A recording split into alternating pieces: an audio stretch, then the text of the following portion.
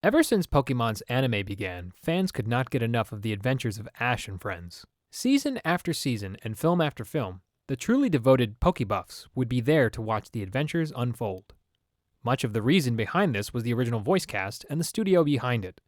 4Kids Entertainment may not have been the most prestigious of children's programming, but they did assist in bringing anime to the West. However, to many followers' shock, the company wouldn't renew their representation agreement, thus handing over the brand to new management beginning in 2006. With that came one of the most notable changes: different voice actors. To this day, several people remain unhappy with the abrupt turn and have not followed the franchise since. That doesn't mean the franchise itself stopped, though, because a new film came out anyway. The story, as expected, continues the journey of Ash and friends. This time, they're crossing paths with two parties: the Marina Group, who are descendants of a tribe called the People of the Water, and Phantom the Pirate. What Phantom is after is a Pokemon egg from Manaphy, a rare Pokemon that is known as the Prince of the Sea. It is this Pokemon that could lead Phantom to his greatest plunder.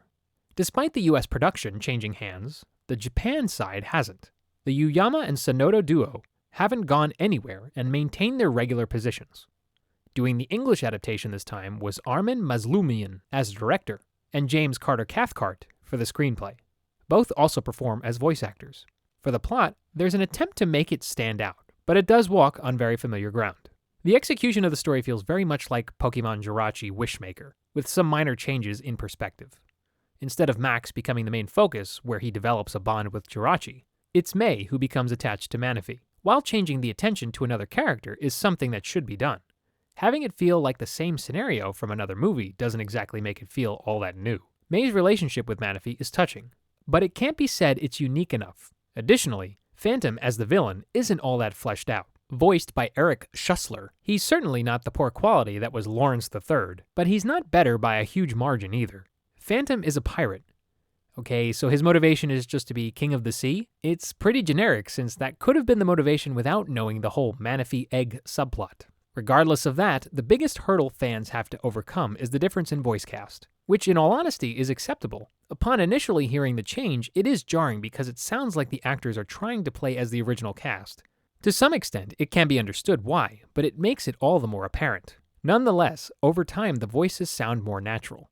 Sarah Natasheni replacing Veronica Taylor as Ash Ketchum takes some getting used to, but it's best to keep in mind she was given the role at age 19. Also replacing Veronica Taylor and Rachel Lillis is Michelle Knotts as May and Jessie. Knotts actually does a decent job taking on these characters, almost sounding exactly the same. KZ Rogers as Max is okay, but the actors who stand out the most is James Carter Cathcart as James, and Bill Rogers as Brock. All the acting is fine, but it's just the sound that needs getting used to. Visually speaking, the look of the film continues to maintain its standard. Cinematography again was handled by Takeo Mitsutani, however that was done. The animation itself, though, is on par with prior entries as well, perhaps improving its CGI renders slightly, but not by much. And as expected, like Mitsutani and the other Japanese members listed before, Shinji Miyazaki returns again for composing music for this entry. This time, Miyazaki gives his score some Caribbean flavor by adding steel drums to his orchestra. Of course, that is when the scene calls for it. And not like it needs to be said either, but no domestic album release for the score as well. Guess there really just isn't enough Pokebuffs out there who demand the scores to these films.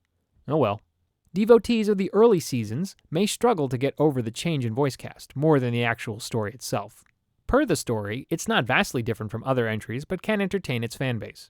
The new voice cast gives a good first effort, the music still is nice, and the animation keeps consistency.